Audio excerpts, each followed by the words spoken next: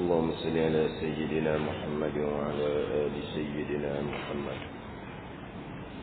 أعوذ بالله من الشيطان الرجيم. بسم الله الرحمن الرحيم.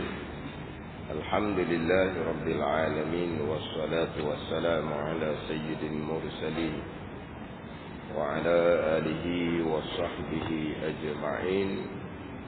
رب اشرح لي صدري ويسر لي أمري واحلل عقدة من لساني يفقه قولي. سبحانك لا علم لنا إلا ما علمتنا إنك أنت العليم الحكيم. ولا حول ولا قوة إلا بالله العلي العظيم. Kitab Fatih Faridah muka surat 6, baris yang ke-6 dari baris yang ke-4 daripada atas. Muka surat 6 baris yang ke-4 daripada atas. Qala al-muallif rahimahullahu ta'ala wa nafa'ana bi'ulumihi amin. 6. Percaya sekalian perkara.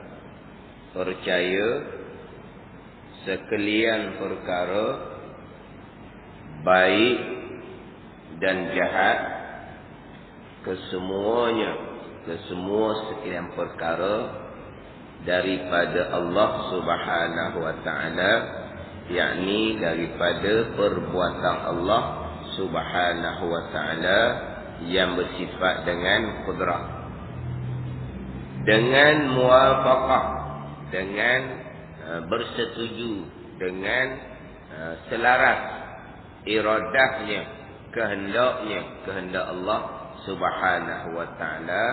Kehendak Allah ni pada sedia kala, dengan muwafaqah, dengan bersetuju, selaras, seiring iradahnya, yakni kehendaknya, kehendak Allah Subhanahu wa ta'ala, ketentuannya, ketentuan Allah Subhanahu wa ta'ala, ketetapannya, ketetapan Allah Subhanahu wa ta'ala. Kehendak Allah ni pada sedia kala. Ini pembicaraan rukun iman yang ke-6. Percaya sekalian perkara. Percaya dengan makna mengaku putus di hati, berpegang kejap di hati. Ini percaya. Beriman, beraktikad. Percaya dengan makna beriman, beraktikad dengan makna mengaku putus di hati, berpegang kejap di hati.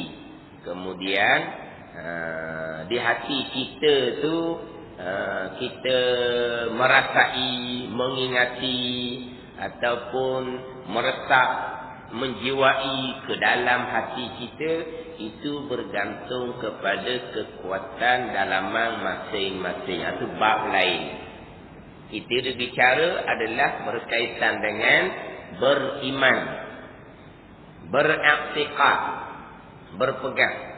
Adapun berkaitan dengan merasai di hati, menjiwai di hati, meresap di hati, itu bukan pembicaraan beriman, berpegang, bukan. Itu pembicaraan berkaitan dengan kekuatan dalaman masing-masing. Itu bicara lain. Kita bicara berkaitan dengan percaya, mengaku putus di hati. Mana kita mengaku putus di hati, sekian perkara perbuatan Allah, sekian perkara datang dari kekuasaan Allah Subhanahu wa ta'ala. Ini mengaku putus di hati, bukan di mulut, bukan cakap di mulut Allah kuasa, bukan. Kita mengaku putus di hati, kita berpegang kejap di hati, Allah kuasa. Yang mana kesemua yang berlaku ni datang daripada kekuasaan Allah Subhanahu wa ta'ala. Duduk di mulut, di akidah, di pegangan. Kemudian nak merasai, nak sauq, itu kekuatan dalaman. Itu bukan pembicaraan rukun iman yang keenam. Ini kena ambil faham boleh. Kalau sini pun tak boleh nak beza dah antara mengaku putus di hati, berpegang kejap di hati dengan rasa di hati, resap di hati, menjiwai di hati yang berkait dengan kedudukan kekuatan dalaman. Kalau nak beza dah sini, punah ranah lah. Punah. Ini orang yang tak faham di tajuk awal-awal. Kita bicara apa? Kita bicara percaya, beriman, mengaku putus di hati, berpegang kejap di hati. Kita bicara hak ni. Kita bukan bicara mari sedap mari ingatan di hati. Itu bergantung kepada kekuatan dalaman masing-masing. Jadi wak karut, wak bolok tu pun ranah lah. Akhirnya tidak merasai di hati. Hanya duduk di mulut dikata. Bukan kita berpegang di akidah. Bukan duduk di mulut. Kita berpegang di akidah. Tetapi tidak merasai. Bila tidak merasai di hati semua itu perbuatan Allah, akhirnya menyebabkan kita takut kepada makhluk. Hak ni orang panggil apa? Tidak makrifatullah dibubuh, tidak makrifatullah permulaan agama. Gunakan nama. Contohlah kita kata, memanglah kita berpegang kejap hati makhluk tak boleh bekat. Tapi kenapa kita kalau jumpa dengan ular takut? Sebab dia tidak meresap ke dalam rohani dalaman kita. Kita hanya duduk di pegangan. Tak ada salah apa-apa dah. Itulah kedudukan orang awam. Kalau orang duduk cerita merasai di hati ni, sehingga kau tidak takut kepada apa-apa. Sama ada bung ke, lapang ke, tak takut apa-apa. Sebab itu makhluk Allah. Orang yang balas ni kalau ada bung sebelah dia, kecing berok lah jawapan dia. Kecing berok. Sebab apa kecing berok? Takutan. Contohlah contoh. Kita duduk kebun, kita pun gali nak kebun, jumpalah bung lama. Awak nak kamu. Kita pergi kotak gitu. Kanjar lari lah kitanya. Pergi polis lalu ni. Apa? Takut. Takut apa? Meletup kan? Dia bukan ada. Tak pegangan. Tak takut oh? Tak berpegang? Berpegang. Tapi kenapa takut? Kita tidak menjiwa meresap sampai ke dalam. Itu tak boleh nak buat tu. Itu semua kurniaan daripada Allah Subhanahu wa ta'ala. Contoh tadi lah, jumpa ular. Memanglah. Berabaklah kita larinya. Apa ular yang bekas ke? Kan segala-galanya kekuasaan Allah. Itu pegangan. Yang kita takut ni, sebab kita duduk tahap orang awam. Ada salah apa-apa. Sebab tu kalau orang duduk cakap, kita biar merasai menjiwai. Tengok apa-apa yang tak takut. Ambil ular saya kuat capok ke dia tengok orang ni. Tepuk. Lari ke jauh. Ini bukan mereka ni. Bukan. Jauh sangat lari ni. Kita bak akidah. Kita bak iman. Kita bak mengaku putus di hati. Bukan di lidah. Ni mengaku putus di hati. Adapun berkaitan dengan hak tadi, dia zauk dia kecap di basirah ni, di mata hati, syuhud ni di dalam mata hati, itu bergantung pada kekuatan dalaman masing-masing. Kalau tahap maqam aulia, zauk syuhud wujudan di basirah mereka. Mereka tu siapa? Aulia-aulia ilah, wali-wali Allah, kekasih-kekasih Allah Subhanahu wa ta'ala. Itu bukan bicara bab iman. Itu bicara bab sempurna iman. Iman yang kamil. Siapa? Aulia-aulia ilah. Yang kita urah kepada awam, nak campur dengan bab percaya pegangan, itu maknanya abang apa ni? Poin utama. Apa makna percaya? Apa makna beriman? Apa makna beraktikad? Apa makna makrifat?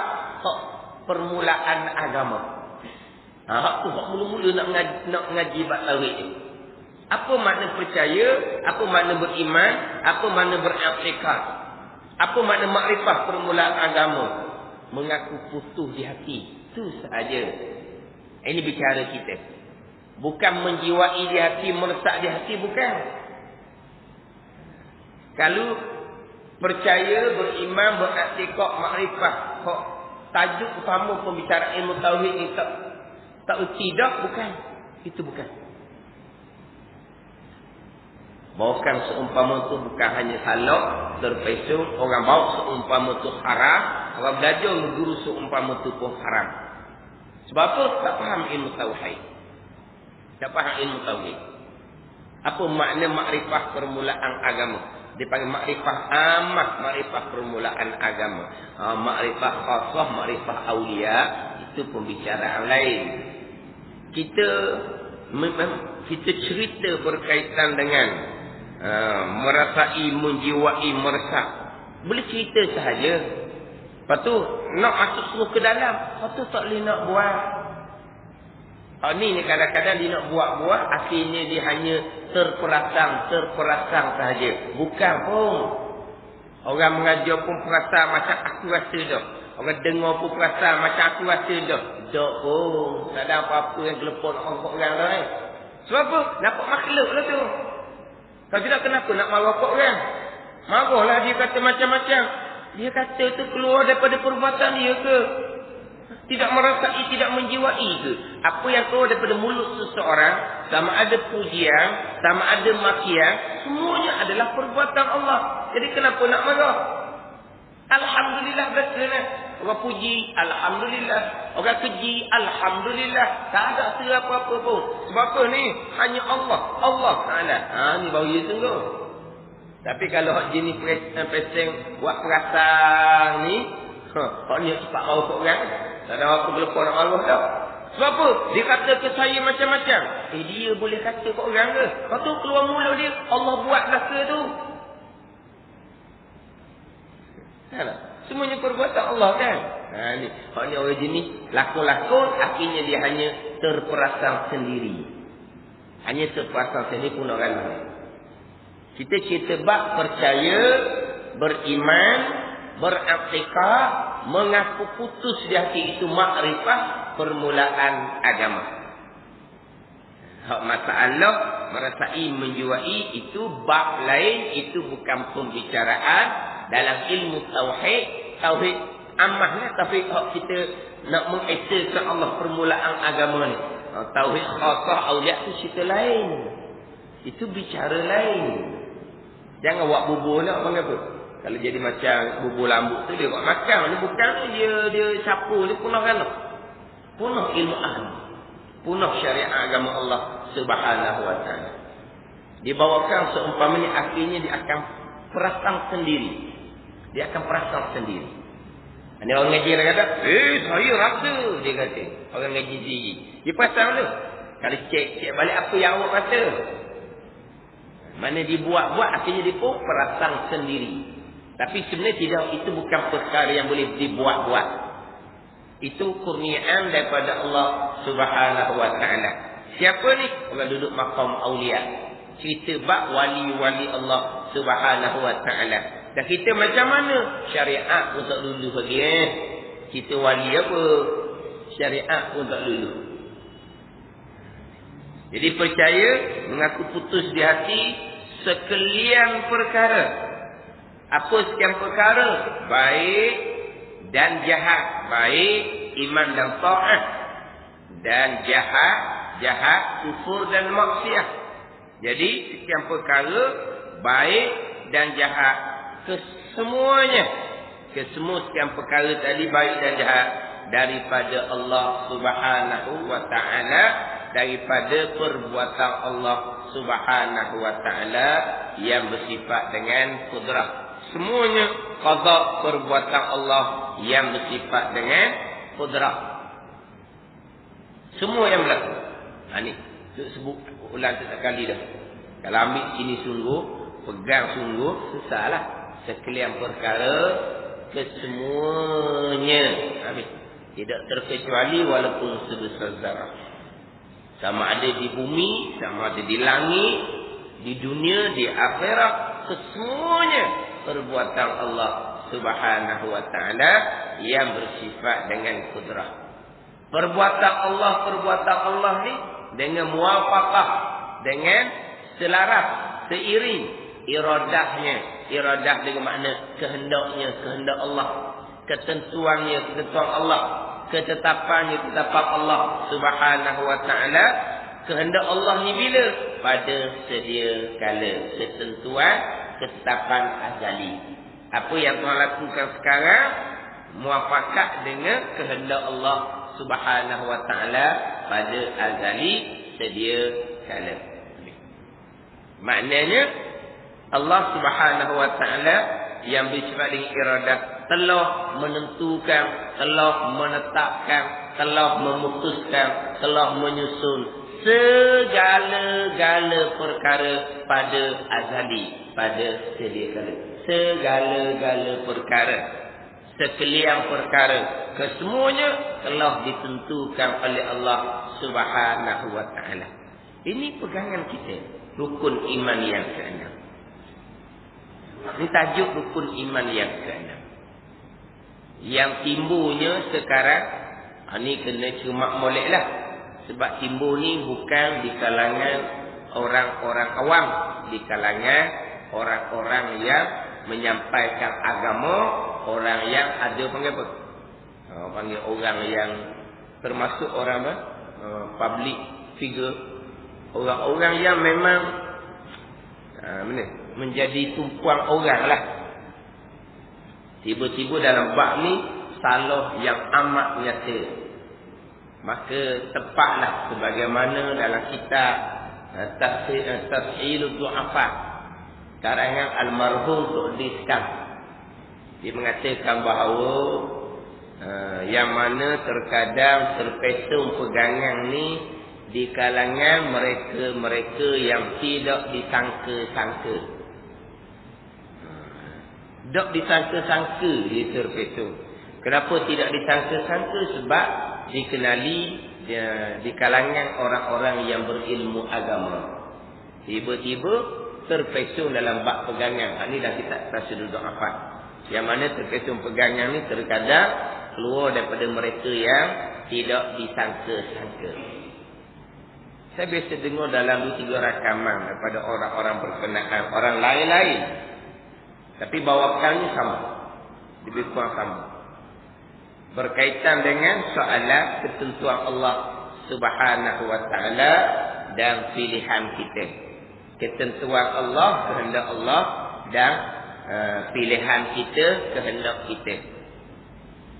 Ketentuan Allah, ketetapan Allah, kehendak kita, ketetapan kita, pilihan kita. Soalan di seumpama itu. Ketentuan, ketetapan Allah dan ketentuan, ketetapan, pilihan kita. Antara dua, susunnya macam mana? Kita sebelum pergi kepada ketentuan, ketetapan, pilihan kita kena mati ini dulu. Kesemua perkara adalah ketentuan, ketetapan Allah, pilihan Allah Subhanahu wa taala. Ni mati ini dulu. Bererti apabila kita pergi kepada Ahlussunnah wal Jamaah, kita wajib berpegang bahawa kita ada pilihan juga, kita ada kehendak juga, kita ada ketetapan juga. Tapi jangan lari daripada tajuk rukun iman yang ke-6. Maknanya walaupun kita berpegang, kita ada kehendak, kita ada pilihan, kita ada ketetapan, tapi kesemua tu tak lari daripada tajuk rukun iman yang ke-6. Maknanya apa yang kita pilih itulah kehendak Allah Subhanahu wa taala. Itulah ketetapan Allah Subhanahu wa taala. Kalau apa yang kita pilih pun kehendak Allah, berarti terikat. Tak nak ikut mana lagi kalau kita mati di tajuk rukun yang ke-6 ni. Tak nak lagi dah. Sekarang ni sekian perkara kesemuanya kehendak Allah, ketetapan Allah, keputusan Allah. Lepas tu nak lucu mana lagi? Walaupun kita wajib berpegang ada pilihan, pilihan ada sini lah. Dan kalau pilihan duduk di bawah kehendak Allah, tak ada. Hakikinya memang tak ada lah. Ni kadang-kadang payuhlah. Nak terima. Tak ada apa satu kita ni. Dah kita mati rukun main kenang ni kan. Tu semua hak Tuhan. Sebab tu. Apa kita ada ni? Sekarang ni tajuk rukun iman yang keenam. Kesemua kehendak dan perbuatan Allah. Kesemua. Lepas tu kita. Kita. Ada ke tak? Ada ke tak? Tak ada lah. Itulah hakikinya. Seakan kehendak Allah, ketetapan Allah, keputusan Allah, segala-gala perkara. Kita sendiri pula. Jadi berlawan kita dengan Allah. Tengok siapa menang. Gitu. Dah Allah kehendak yang ni. Kalau ni Allah tak kehendak. Mana sekian perkara ni? Mana kesemuanya kehendak Allah? Ni dia ditajuk rukun senang tu dia tak nak pegang tau. Tapi dia baca di mulut pandai. Tapi tak faham. Nak pegang macam mana? Sekalian perkara. Kesemuanya. Kehendak Allah. Dah terikat kita. Lepas tu kok mana kita? Kalau semua kehendak Allah, memanglah kita terikat. So, kenapa wajib berpegang kita ada pilihan? Itu bicara lain pula tu. Untuk memastikan kita berpegang dengan akidah Ahlussunnah wal Jamaah, bukan akidah Qadariyah, bukan akidah Jabariyah. Itu kita bicara semula hak bahagia usaha. Tapi usaha kita tetap duduk di bawah sekalian perkara, kesemuanya adalah kehendak Allah dan perbuatan Allah Subhanahu wa taala. Itu tajuk rukun iman yang keenam. Sekian perkara, kesemuanya yang pertama daripada kehendak Allah. Yang kedua, perbuatan Allah Subhanahu wa taala. Kehendak Allahnya apa? Perbuatan Allahnya apa? Sekalian perkara. Kesemuanya. Tidak terkecuali walaupun sebesar zarah. Tiba-tiba apa dia tanya berkaitan dengan kehendak Allah dan kehendak makhluk. Kehendak Allah dan kehendak kita. Sebab kita ahli sunnah jemaah, kita wajib berpegang, kita ada pilihan. Tiba-tiba huraian timbunya kehendak Allah, ketentuan Allah pada kelahiran kita, kematian kita sahaja. Kelahiran dan kematian. Yang lain pilihan kita mutlak. Pulah ganda. Tak ada sekalian perkara, tak ada kesemuanya. Kelahiran kita sudah lepas. Kematian kita belum sampai lagi. Sekarang ni. Sekarang ni. Tak ada lah kehendak Allah. Dia sebut kehendak Allah hanya kelahiran dan kematian. Kelahiran dan kematian. Kena kelahiran, lepas dah kita je. 40 tahun, 50 tahun, 60 tahun dahulu tu kelahiran kita. Di situ saja kehendak Allah. Kematian kita akan datang. Itu kehendak Allah. Ni saat sekarang ni. Pilihan kita mutlak. Tak ada lah sekian perkara kehendak Allah. Tak ada lah kata semua perkara kehendak Allah. Mana rukun iman keenam?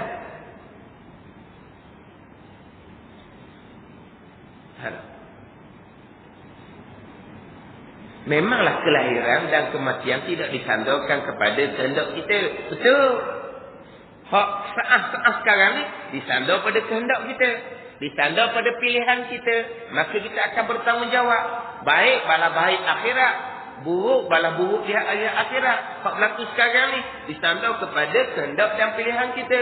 Tapi kehendak dan pilihan kita duduk di bawah kehendak dan perbuatan Allah. Rukun iman yang keenam.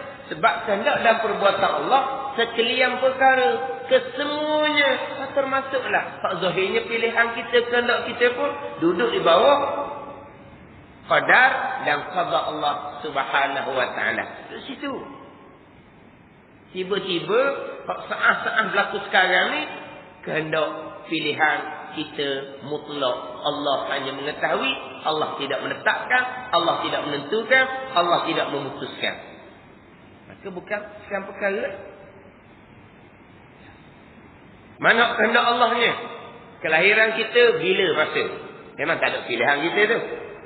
Kelahiran kita ni daripada bangsa apa? Ibu bapa kita tu bangsa apa? Kita boleh memilih. Ya? Nak bangsa Arab, ibu bapa kita. Nak bangsa orang putih, ibu bapa kita. Mana? Ke nak bangsa negro, ibu bapa kita. Boleh pilih? Tak boleh pilih. Itu kehendak Allah. Maka keluarlah bangsa apa pun. Hitam ke, putih ke, comel ke, tak comel ke, hijau macu ke, hijau kepek ke, memang bukan pilihan kita. Itu maklum lah.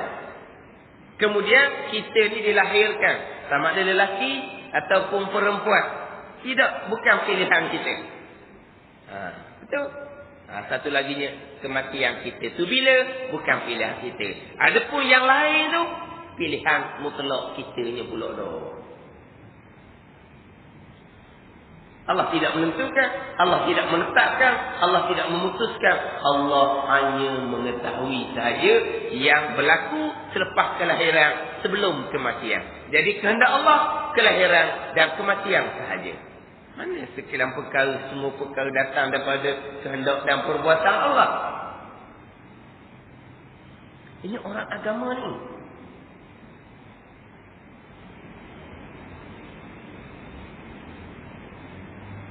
Kalau kita dok kemah molek, hak ni hak mudah kita terima. Sebab kalau sebut kata kelahiran dan kematian tu bukan kehendak kita, memang zahirnya gitulah. Hak berlaku sekarang ni lah kehendak kita, pilihan kita. Bukan kehendak dan pilihan Allah. Bukan seketapan daripada Allah. Allah hanya mengetahui. Kita yang memilih sendiri. Sebab Allah letaklah kekuatan di akal kita, sama nak pilih baik ataupun nak pilih tak baik. Maka zahirnya gitu kan sekarang. Zahirnya sekarang kita memilih, kita buat, kita memilih, kita buat, kita kehendak, kita buat. Zahirnya gitu. Jadi mudah terima hak ni, mudah kita terima. Walau pegangan kita sekian perkara, kesemuanya bukan pilihan kita. Terdetik di hati kita pun kehendak dan perbuatan Allah. Ni terdetik di hati lah, di hati ni pun kehendak dan perbuatan Allah. Bukan pilihan hati kita. Maka kalaulah kita tak faham molek sini, memang zahirnya pilihan kehendak kita buat. Pilihan kehendak kita buat. Lepas tu diajar pula seumpama tu memang pilihan kita mutlak. Allah hanya mengetahui. Oleh kerana pilihan kita mutlak itulah. Apabila berlaku perkara baik, kita dapat balasan baik. Bila kita buat perkara buruk, dapat balasan buruk. Barulah adil Tuhan. Tetapi kalau berlaku sekarang ni pun kehendak Allah, perbuatan Allah termasuk perkara jahat, kehendak Allah, perbuatan Allah juga, maka berlakulah. Bila berlaku perkara jahat, siapa kena hukum? Kita kena hukum. Dah aci Tuhan gitu. Ni hak sesuai dengan akal. Inilah Mu'tazilah.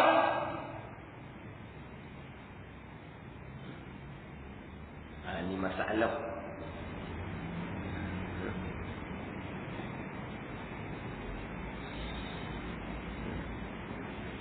Tapi kalau hurah seumpama tadi, memang orang akan terima senyum-senyum je.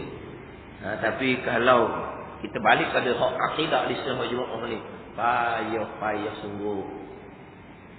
Sebab apa? Sebab tidak ditanam akidah ni sebelum daripada umur balik. Kita balik terkadang dalam keadaan tidak ada rukun iman yang keenam. Semayang dah ingat, puasa dah ingat. Tapi akidah rukun iman yang keenam tidak ada. Duduk dalam kesesatan. Selain puasa tidak akan sama sekali diterima oleh Allah Subhanahu Wa Taala. Walaupun lupa agama sekalipun. Tak ada agama. Duduk dalam kesesatan. Zulmah, kelak. Lepas tu nak cerita balik hak akidah ni. Belawak lah hak dalam ni. Payah. Apa payah? Tak ada payah. Sekalian perkara, kesemuanya saat berlaku sekarang ni adalah kehendak dan perbuatan Allah.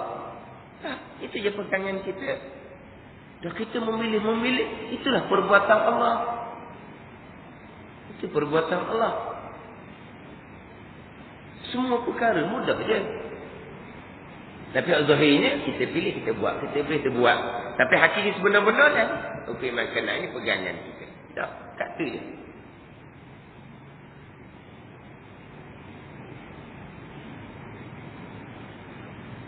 dia orang yang tidak ada akidah. Antara orang yang tidak ada akidah dengan akidah pun tidak ada, syariat zahir pun tidak ada, mayang puasa pun tidak ada.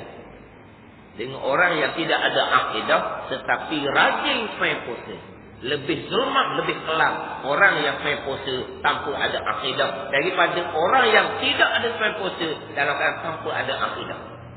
Sama-sama berat belaka tu. Sama-sama berat belaka. Tak sembahyang, tak puasa berat lah.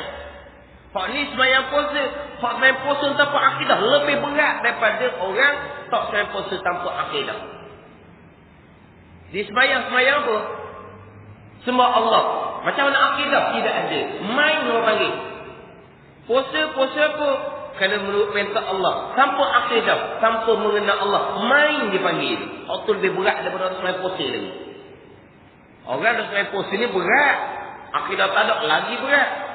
Tapi kalau sembahyang puasa tanpa ada akidah lebih berat daripada orang yang langsung tidak ada apa-apa. Ini dipayung.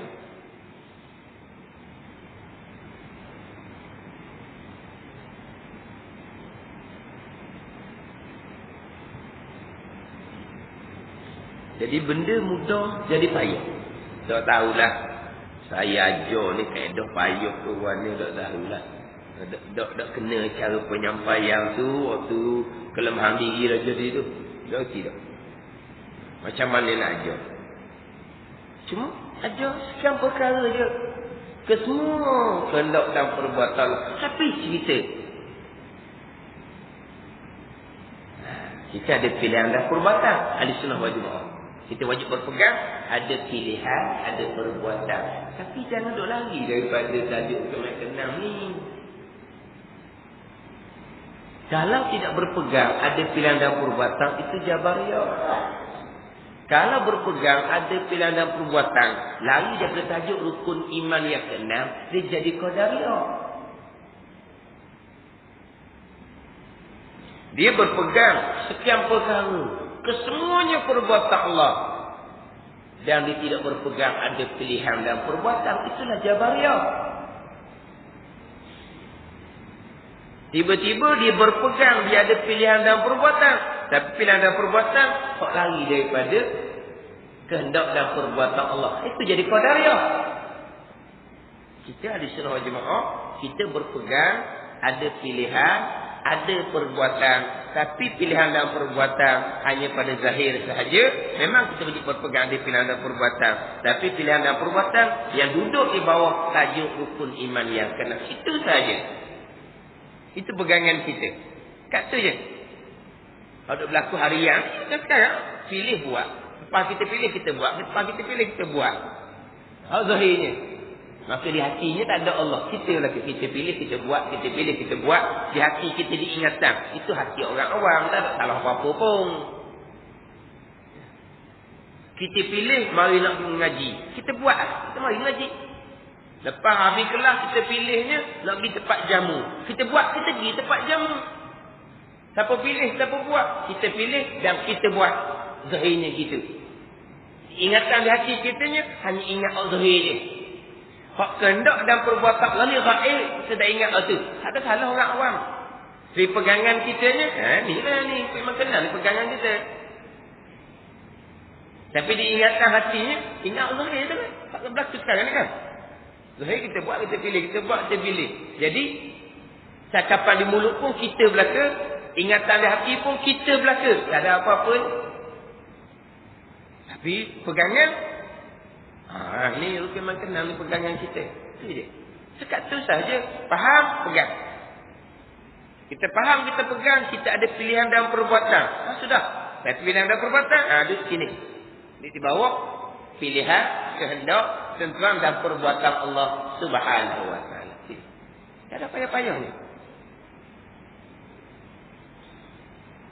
Tapi boleh lari jauh. Kehendak dan perbuatan Allah hanya kelahiran kita dan kematian kita sahaja. Jadi hak berlaku selama umur hidup kita ni, kalau umur hidup kita 50 tahun, 50 tahun tu bukan kehendak Allah Subhanahu wa taala. Kalau umur kita 60 tahun, 60 tahun tu bukan kehendak Allah Subhanahu wa taala. Pilihan mutlak kita, kehendak mutlak kita. Allah tidak menentukan, Allah tidak menetapkan, Allah tidak memutuskan. Allah hanya mengetahui. Selama 50 tahun, 60 tahun, 70 tahun kita hidup, bukan kehendak dan perbuatan, bukan kehendak dan ketentuan Allah Subhanahu wa taala. Kehendak dan pilihan mutlak kita semata-mata. Ini ajaran yang jelas terpesong sangat-sangat. Tapi memang logik di akal. Sebab mereka orang ajar seumpama ni, kalau Allah letak belah kedah, kalau Allah musuh belah kedah, apa perlu lagi Allah utuskan Rasul? Tak sedap bunyi tu. Logik dengan akal. Apa perlu Allah utuskan Rasul? Kalau Allah letak ada seseorang beriman, Allah letak mutus seseorang tidak beriman, apa perlu lagi Allah utus Rasul?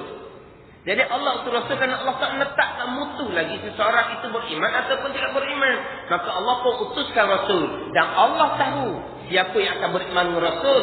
Allah tahu siapa yang akan tidak beriman dengan Rasul. Allah tahu. Tapi Allah tak letak. Ini akidah yang jelas terpesong. Dan kalau Allah letak dah seseorang beriman ataupun tidak beriman, kenapa Allah utuskan Rasul? Allah utuskan Rasul. Itu pun ketetapan keputusan Allah Subhanahu wa taala. Kat tu je kita ni.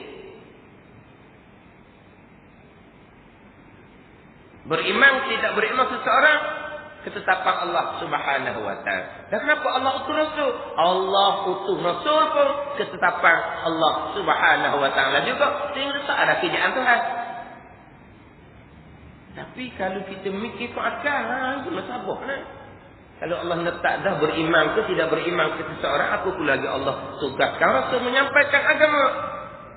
Allah tugaskan Rasul menyampaikan agama kerana Allah belum menetapkan seseorang beriman ataupun tidak beriman. Tapi Allah mengetahui sahaja seseorang beriman ataupun tidak beriman. Kemudian selepas diutuskan Rasul. Ini bukan akidah Ahlussunnah wal Jamaah. Dan mana akidah Ahlussunnah Jemaah? Inilah tajuk rukun tenang kita ni. Sekalian perkara, kesemuanya. Kalau tidak tadilah umur 50 tahun, 50 tahun. Bukan ketentuan Allah Subhanahu wa taala. Apa yang berlaku di tengah tu? Dia kata ketentuan Allah hanya kelahiran dan kematian seseorang. Di tengah tu 50 tahun, 60 tahun, 70 tahun kehidupan, kehendak pilihan kita mutlak. Itu selalu terangkan dalam bab kehendak dan perbuatan Allah. Lepas tu hak berlaku 50 tahun, 60 tahun sekarang, hak berlaku bergerak, bangun duduk ni. Siapa yang lakukan? Itu hak lain pula tu. Itu bab qada pula. Siapa yang lakukan? Kita lakukan sendiri sebab Tuhan letak ada tenaga di kita. Hak tu terpesong hak lain pula. Itu terpesong lain pula tu. Ni kalau hak balas ni, bab ketentuan Allah pun terpesong, bab perbuatan Allah pun terpesong, semayang bang seumpama ni memang zulmah. Bukan kalau semayang bang yang salah faham ni. Tetapi kita yang pertamanya mengenal Allah Subhanahu wa taala. Yang pertama kita nak ajar anak-anak kita mengenal Allah Subhanahu wa taala. Tapi dia masa yang sama kita ajarlah semayang puasa. Sama juga apabila kita bertaubat dengan Allah kemudian. Kita balik kehidupan kita dalam keadaan jahil ilmu agama. Kita bertaubat dengan Allah Subhanahu wa taala. Kita belajar bab akidah, kita belajar bab solat, kita belajar bab puasa saat sekarang. Bukan kata pekoh belajar ke tak semayang. Tak. Kita belajar ke apa? Kita tauhid je. Tak boleh lah sekarang kita nak semayang. Kena belajarlah semayang sekarang. Selepas kita bertaubat dengan Allah. Tapi di saat sekarang, tauhid jangan tinggal. Tapi bukan mana tinggal pekoh. Bukan mana tinggal tasawuf. Bukan. Tetapi kalau kita bertaubat dengan Allah, kemudian kita belajar hak pekoh sahaja, kita belajar hak tasawuf sahaja, bab akidah kita tak belajar, ini zulmah berat ni. Ini tak boleh bertaubat dengan Allah Subhanahu wa taala.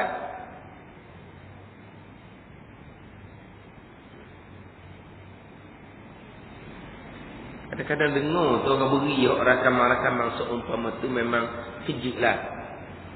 Memang ada kita tafsir dulu apa kata yang tidak disangka-sangka tu. Tapi percakapan someng, pandai, orang pula ada kedudukan dalam agama, dikenali, apa ni public figure tadi tu. Lepas tu sesuai pula dengan akal, memang mudah sangatlah. Kalau kita nak ajar hukum yang kenal, mudah je padahal. Tapi jadi payahnya. Jadi tak reti nak ajar macam mana. Sebab saya sebut ulang kali, masa saya belajar dulu tak ada apa-apa pun. Tu guru tak tekan-tekan pun. Tu guru baca sekali lalu gitu je. Tapi jangan salah faham. Tu guru tak tekan baca sekali lalu pun. Tiap-tiap hari jumpa dalam bab pegangan 2, 3, 4 kitab. Kita tauhid sekali seminggu. Lepas tu kalau baca sekali lalu pula sedang molek lah. Kita duk follow walaupun tu baca sekali lalu pun. Kaki kita tauhid pula. Petangkan kita tauhid pula. Malakan kita tauhid pula. Dah belah-belah uti saya semalam. Pekoh ada 3, 4, 5 uti. Tak tauhid ada 3, 4 uti. Tak tahu ada 2, 3, 4 uti. Jadi kalau tu tak tekan pun. Dalam hari-hari tu berapa kali tauhid? Tiap-tiap hari tu 3, 4 kali tauhid. Lepas tu seminggu berapa kali? Kita kalau ngaji seminggu sekali tauhid, lepas tu buat macam setah lalu je, tak tahu ke apalah, dengar saja je. Habis kita tak seminggu sekali. Tapi kenapa mudah? Sebab ni lah sekalian perkara, kesemuanya kehendak dan perbuatan Allah Subhanahu wa ta'ala. Walaupun kita di sunnah wal jamaah wajib berpegang ada pilihan dan perbuatan, tapi pilihan dan perbuatan yang duduk diikat di bawah sekalian perkara kesemuanya adalah kehendak dan perbuatan Allah, qadar dan qada Allah. Berarti pilihan dan perbuatan kita pun duduk di bawah qadar dan qada Allah Subhanahu wa ta'ala. Setakat itu sahaja. Sekian perkara sebesar zarah tidak terkecuali. Tapi tiba-tiba bawa 50 tahun, 60 tahun kehidupan kita tidak ada kehendak Allah. Tidak ada ketetapan susunan daripada Allah. Allah hanya mengetahui. Allah hanya kehendak kelahiran dan kematian seseorang sahaja.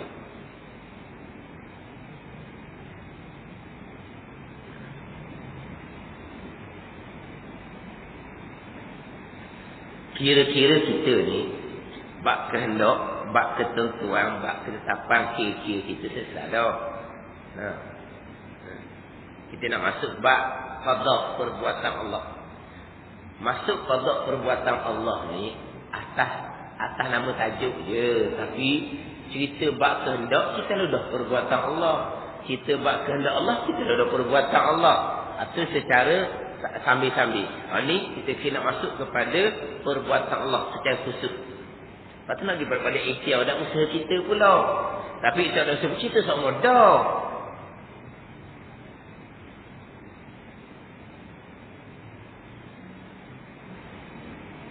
Jadi kesemuanya kehendak Allah. Sama ada perkara baik ataupun perkara yang jahat. Ini pegangan kita lah.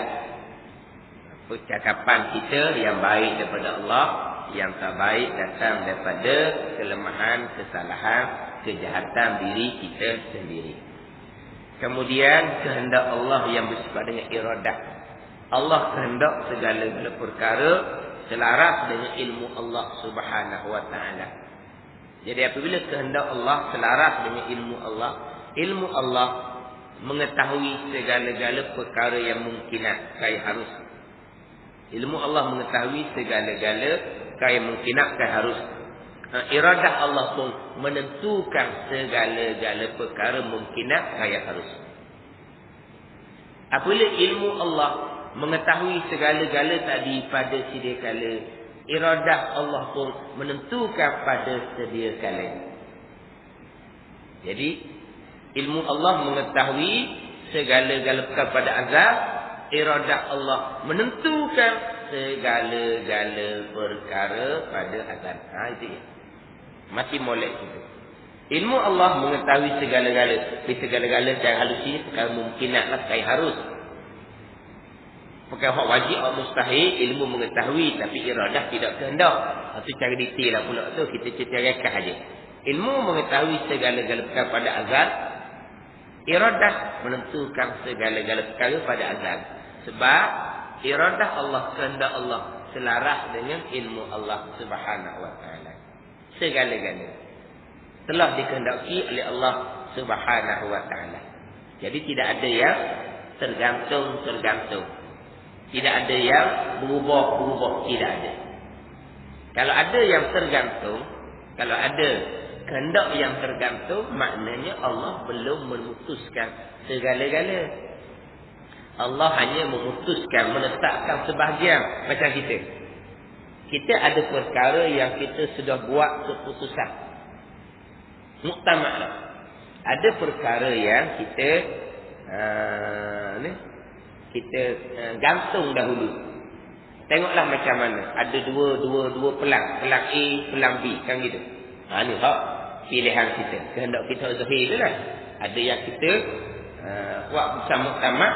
Ada perkara yang kita gantung dulu. Tengok pelang A ke pelang B. Sebab apa jadi seumpama tu? Sebab ilmu kita terhad. Jadi kalau Allah tu, ada Allah telah menentukan pada azal, ada yang Allah gantung. Di mana letak sifat ilmu Allah Subhanahu wa taala. Kalau kata ada perkara yang Allah gantung, Allah tidak menetapkan, tidak memutuskan, macam mana pula dengan sekalian perkara kesemuanya kehendak Allah? Mana pegangan kita? Allah yang bersifat dengan iradah, selaras ilmu, telah menentukan segala-gala pada azal. Segala-gala pada azal. Mana ada tergantung lagi? Hak azali di ilmu Tuhan nu mubram lah kedah. Putus lah kedah. Kemudian mana nak bagi berubah pula ketentuan Allah? Sebab ketentuan Allah ni selaras dengan ilmu. Kalau ketentuan Allahnya berubah, macam mana ilmu Allah Subhanahu wa taala? Jadi macam kita pula dah. Kita buat keputusan muktamad dah. Kemudian kita ubah balik keputusan kita. Kenapa jadi seumpama tu? Kerana kita tak jangka jadi timbul masalah seumpama ni. Tengok ke bengeh. Tiba-tiba buat kita separuh jalan, jadi pesen lain. Kita terpaksa kena ubah keputusan kita. Masalahnya kita apa? Masalah kitanya ilmu. Jadi kalau Allah, ketentuan Allah berubah, di mana letak ilmu Allah Subhanahu wa taala? Ni hak bicara hak azali. Hak di ilmu Allah Subhanahu wa taala yang hanya Allah yang mengetahui. Malaikat pun tak tahu. Ni hak maksud tu dulu. Kemudian barulah turun kepada catatan malaikat di Lauh Mahfuz. Itu bukan azali. Itu malaikat yang catat. Hak tu malaikat tahu. Hak tu malaikat jaga. Tapi malaikat catat pun diperintah oleh Allah. Di situ. Hak jatah malaikat ni sampai kiamat sahaja. Hak di ilmu Allah ni selama-lamanya sampai akhirat. Hak di jatah malaikat hanya sampai kiamat sahaja. Tapi di jatah malaikat ni lah ada yang Allah Ta'ala perintah malaikat catat dalam keadaan mubram, putus satu jalan. Ada yang dalam keadaan mu'allak, tergantung dua jalan. Hanya di catatan malaikat. Antara dua jalan yang tergantung mu'allak ni, mana yang akan berlaku sebenarnya? Malaikat pun tak tahu. Sampai masa dia berdoa, dapatlah bahagian. Kalau satu lagi catatannya, tidak berdoa, tidak ada bahagian. Sampai masa dia berdoa, malaikat pun tahulah dia berdoa, bukan tidak berdoa. Hak doa ni lah selaras dengan ilmu Allah azali. Maknanya tak ada tergantung. Hanya di catatan malaikat saja. Jadi perintah oleh Allah Subhanahu wa taala. Kata je.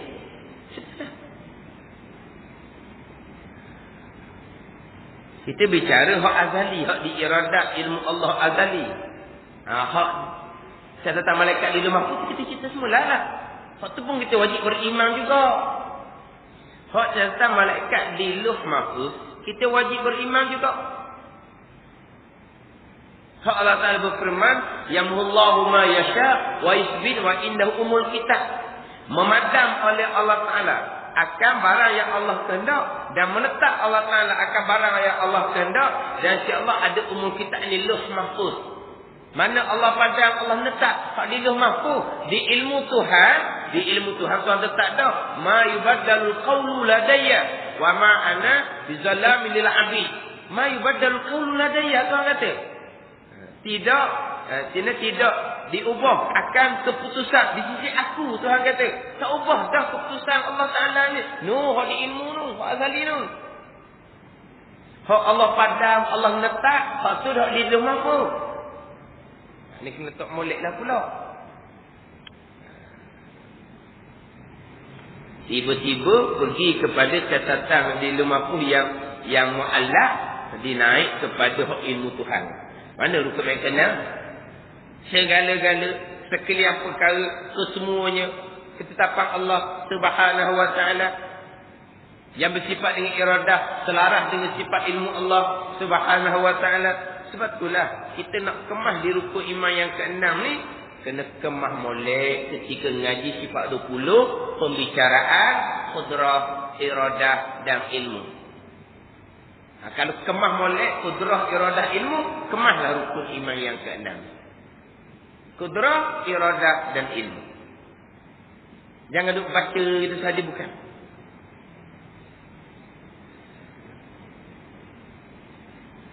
Dia kadang-kadang, ialah kita orang menyampai ni, kadang-kadang kita tak tahu juga suasana. Dan kita ni kelas umum. Kalau dalam sekolah, waktu muda, dia ada tahap umur, darjah-darjah, dia ada pula tahap penguasaannya, ABC kelas tu, mudah waktu. Kita ni umur ni, kelas terbuka. Kemudian kita kadang-kadang masyarakat kita tak tahu macam mana. Atau kadang-kadang setengah yang mengajar ni datang ke tempat kita dihura-hura. Dihura hak penekanan tu kadang-kadang hak mendalami lah, hak mendalami. Dan terkadang terlupa nak tekan hak masalah asas. Sebab kita masyarakat tak sama, ada masyarakat bab akidah, bab rukun iman yang ke-6 dah cerita banyak-banyaknya. Simple saja. Simple. Macam saya sebut tadi, mengajar pun simple saja. Tapi bila kita masuk kampung ni, kita kenapa? Kena tahu wakil dia. Keadaan, suasana dia macam mana. Pengalaman saya mengajar dulu pun samalah juga. Mula-mula saya nak tekan bab akidah ni. Secara lalu je mula-mula. Sebab perkara ni perkara yang simple saja, mudah saja, tak ada benda yang kita nak tu sangatlah. Yang kita nak kena jaga moleknya amal ibadat kita tu. Nak memastikan kita ni wa amilus solihat. Tu nak tekan. Allazina amanu wa amilus solihat. Allazina amanu kita beres dah. Payah apa rukun iman? Kena rukun iman payah apa? Hak kita nak ni wa amilus solihat. Amal yang soleh. Zahir kena comel fiqh, hati kena comel tasawuf. Ni nak amal solihat ni. Tekan ni kan. Allazina amanu tu mula-mula dah. Jadi tekannya mula-mula fiqh, tasawuf. Tauhid tu kita secara kasar gitu je. Kemudian barulah bila jumpa masalah-masalah yang berat-berat, barulah tekan bab akidah. Tapi tekan bab akidah ni pula tu mungkin penyampaian ke macam mana, payah kadang-kadang. Payah. Satu payahnya kerana tak pernah belajar kadang-kadang. Dia hanya hafal je ke-6 rukun iman. Dia hafal. Tak belajar, tak halusi. Satu. Hak lagi payah belajar. Tapi belajar salah bawa salah guru. Kalau cerita bab pegangan, cerita bab ingatan, cerita bab rasa, cerita bab zauq. Ni lama dah berlaku di tengah kita ni. Tetapi bibit-bibit ni sampai sekarang masih lagi dibawa seumpama ni. Hak belajar seumpama ni payah. Dia belajar dah, tapi belajar salah guru, salah bawakan ilmu tauhid, payah. Sehingga kan saling nak membeza antara pegangan dan ingatan, dan tidak boleh membezakan antara pegangan dengan percakapan asbab zahir. Satu perkara berlaku di tengah kita ni. Tak boleh membezakan antara pegangan dengan percakapan asbab zahir. Dipanggil percakapan isnad majazi. Sandar sementara pada asbab zahir. Bukan pegangan. Tak. Dia tak ada. Cakap dia, makan nasi kenyang. Kapirmu. Sebab mu pegang nasi mengenyangkan. Dalam panedar suci hilang penipala. Kapirmu. Sebab mu merupakan panedar yang menyembuhkan. Allah kata. Ni orang belajar ni, ni orang belajar. Hak ni lagi payah nak berobat. Lebih payah daripada orang hak jahil tak pernah belajar. Tapi huraian guru dia yang tak berguru tadi ni, hanya diangkatkan menjadi guru oleh murid yang tak reti apa satu. Dia punya surahan huraian itu logik. Apabila bercakap, makan nasi kenyang. Apabila bercakap, telan penedar hilang penipala. Bercakap tu mari daripada lubuk hati. Bukan kita latah. Kita bercakap dengan sukarela mari lubuk hati. Bila mula kita bercakap, makan nasi kenyang. Mari lubuk hati tu peganglah tu nasi mengenyangkan. Kalau pegang nasi mengenyangkan secara tabi'i, secara semula jadi, memanglah kafir. Dah peganglah tu kafir ni bubuh. Kafir habis bukan? Ini berat ni. Man kafara mu'minan faqad kafar. Sesiapa yang mengkafirkan orang mukmin, kafir itu balik ke dia sendiri. Dia jadi murtad oleh zabilah. Orang yang mengkafirkan orang mukmin ni, murtad dianya terputus hubungan suami isteri. Terputus hubungan suami isteri. Dalam tempoh iddah, tidak bertaubat kepada Allah, tidak mengucap kembali, maka tercerai dengan sendiri, bersama berzina sampai ke mati. Lihat pengalaman. Tak boleh cakap sikit. Terutama kalau cakap bak obat. Oh, kalau cakap bak obat. Orang mengajar bersama kau. Cakap asbab, cakap obat. Apa yang syirik, apa yang syirik. Ni jumpa belaka ni. Bukan setakat cerita orang. Dengar sendiri. Dia ceramah. Cakap asbab ni, kafir dibubuhnya syirik, kafir. Sudah je Sembahyang Isyak, tadi kuliah maghrib, dia ceramah maghrib. Lepas je main Isyak, ada anak orang rasa roti canai. Roti canai. Ini cerita yang saya hadapi sendiri, ini bukan buah orang. Lepas panggil Syekh, main makan roti canai. Tak boleh makan roti canai. Kolesterol tinggi, nanti jadi gemuk, dia kata. Tadi Syekh kata tadi tak boleh asbab tak boleh bekas, tak boleh cakap asbab gitu kan syirik kan. Mana pula Syekh kata cana boleh menyebabkan kolesterol tinggi. Macam mana cana boleh menyebabkan Syekh jadi gemuk? Tak boleh bekas kan. Dia pun pakai lari gitu dia, tak kata apa. Dia pun tak reti benarnya. Tak reti apa yang dia kata. Sedang molek pula.